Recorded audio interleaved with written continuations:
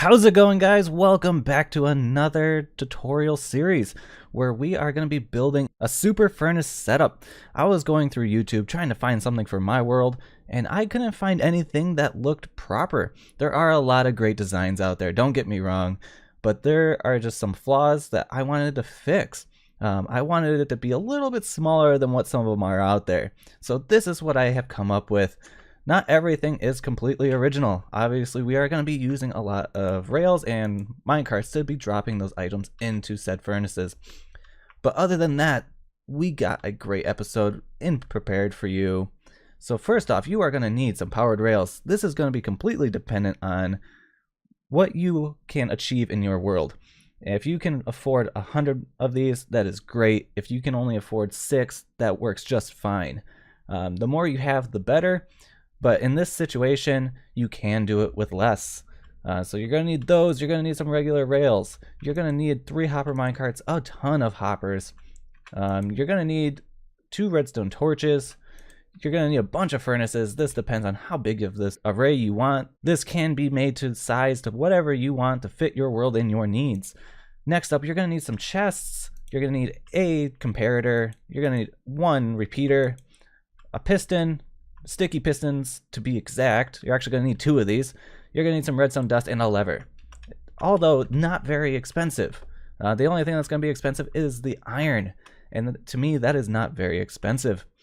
But first off, so let's get straight into it, guys. Alright guys, so to get started, you're going to need to place all these blocks just in the same way I am going to.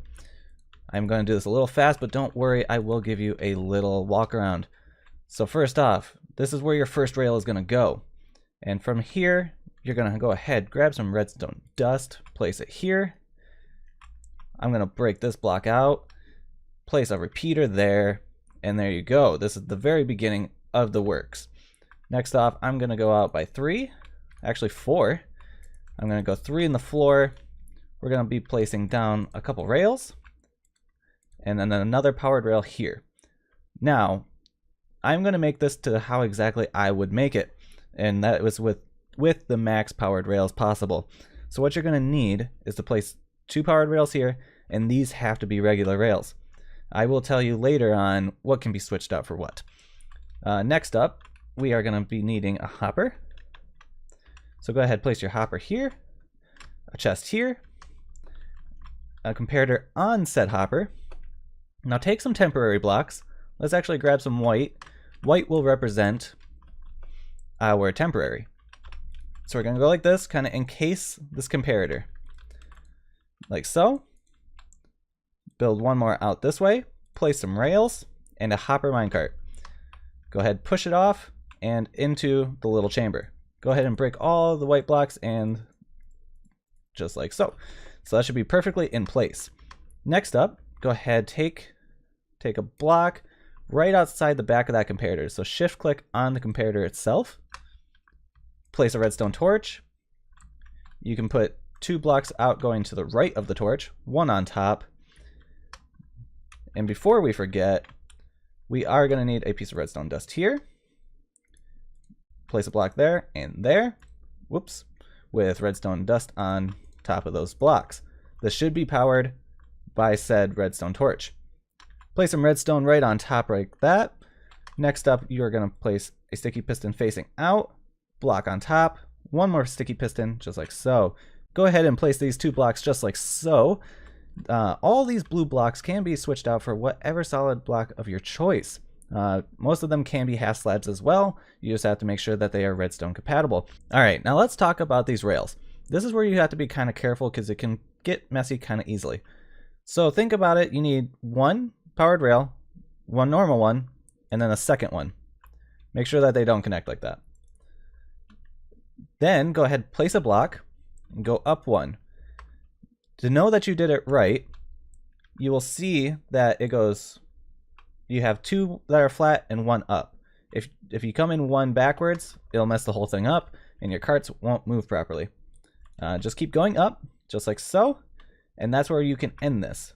I'm going to get rid of any extra blocks that are not needed. And then pretty much we're going to mimic the same style on this side. So we're going to come out by 1, and then start building up like so. This should go straight through that second block, and I'm gonna come out just like, actually no. So this is what you should have currently. I'm gonna do a little slow-mo so that you can kind of see everything.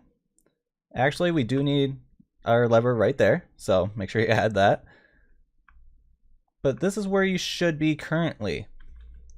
Now is where you have some customability, and that is with the furnace array. All right, so take your furnaces, and we'll go out by 8.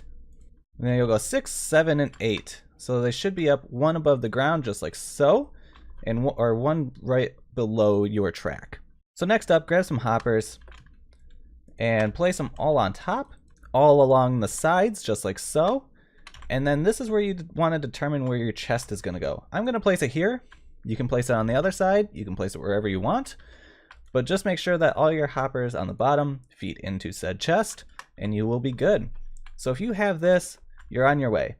The optimum number to have here is 22, because once they are smelting, you will be receiving 1 item per second in this chest. So it is very quick, very efficient, and this is where you have some customability. Obviously you can go up to 22, but when we're talking about powered rails, you could probably get away with putting like 1 in the front, 1 in the back, and you'd be okay. But for me, I am going to be replacing all these ones on top with powered rails, because that way it won't get stuck as easily. So if we have all of these, we are going to be placing 1 block, just like so, with a redstone torch there. This should power everything. You are going to need a block on each end, like so, 1 coming up, just like that. You want it to always be 1 longer than your furnaces. This will ensure that all your items are being evenly distributed. If you leave the 1 block of blue off of each end, you will start to get odd numbers. Alright, so this is what you should have. You should have your minecarts bouncing back and forth, and this should be all you need done. And when you are ready, you could go ahead, fill this top chest with your coal. It should all be down on the bottom, and when you are ready, you should be able just to drop in some iron. They will be retracted back, fill up the chest, and when the chest is empty, they will be on their way back into making everything work perfectly. You should have evenly distributed iron. And once you're done there, now all you do is wait. You wait for it to come in, and there you go. And if you have this at 22 or 23, it will never stop going until you run out of items.